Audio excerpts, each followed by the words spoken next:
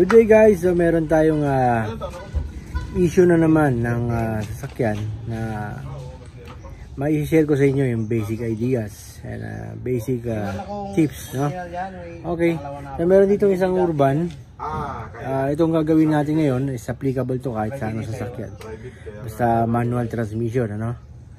Nagkakataon lang na puro urban yung pasyente natin, kaya ito yung naipapakita ko sa inyo o nagagawan natin ng video, no?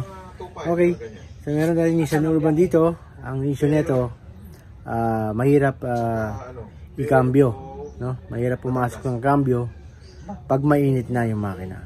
Okay, so ayan, ibababa ko yung transmission yan para makita natin kung anong problema sa loob. So naka-ready yung mga gamit. Okay, so umpisahan na natin yan dahil meron pang kasunod dyan. Okay guys, so medyo ganyan, pinagpawisan ako. Ayan, so natanggal ko na. Ngayon papakita ko sa inyo kung bakit matigas si cambio, no? Pag mainit na yung makina or ginagamit mo ng matagal sa sasakyan.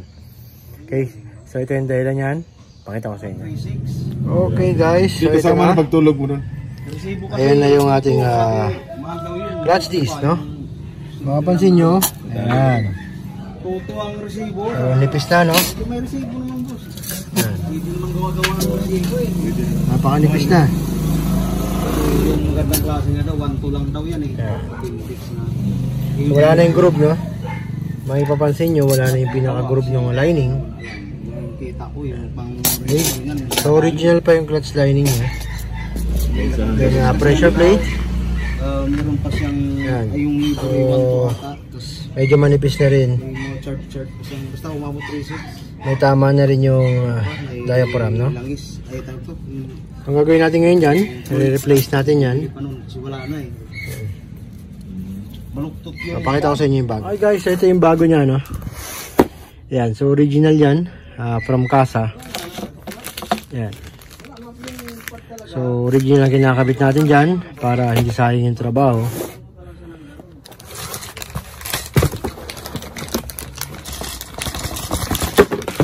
Okay, so ayan.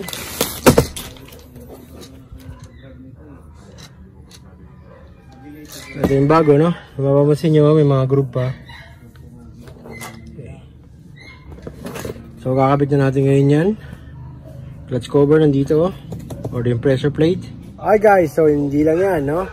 So meron tayong extra tips o information na i-share ko sa inyo, no?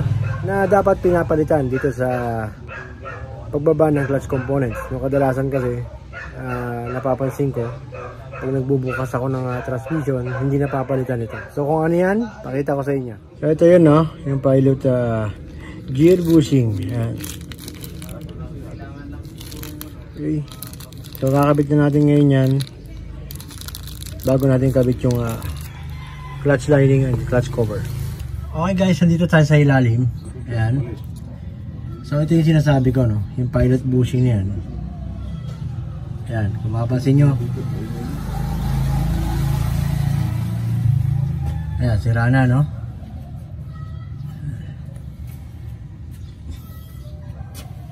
So kailangan tanggalin yan. Papalitan natin yan kasi manipis na. Okay, so tatanggalin ko yan. Pakita ko sa inyo kung ano itsura. Okay guys, so ito na yung bushing nya. Ayan, ayan na lang natira. Ito na lang yung pilot bushing nya. So it means hindi sila nagpapalit na. Ayan. Kaya meron akong sample dito na bushing. Ito, pag mga ganyan napapalitan ko na. Pinagpalitan na rin yan. So ito, tingnan nyo yung difference. Ito yung galing sa kanya. And then ito yung bago. Okay, so, ito yung bago. Yan. So dapat pinapalitan yan. Okay, ngayon kakabit ko na to bago ikabit yung clutch cover sa clutch disc, no?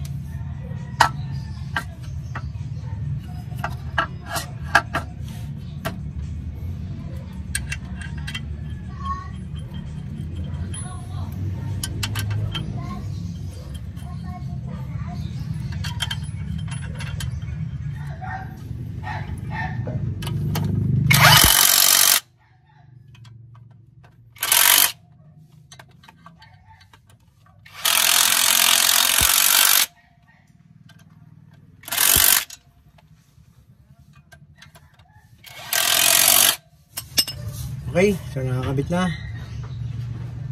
Release bearing tayo and then pwede natin pasok.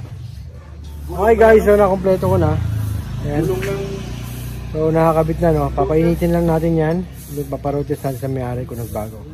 Tignan natin kung tama yung hinala ko. And then medyo nagkakagulo na sila dito dahil may mga waiting na tayo, no.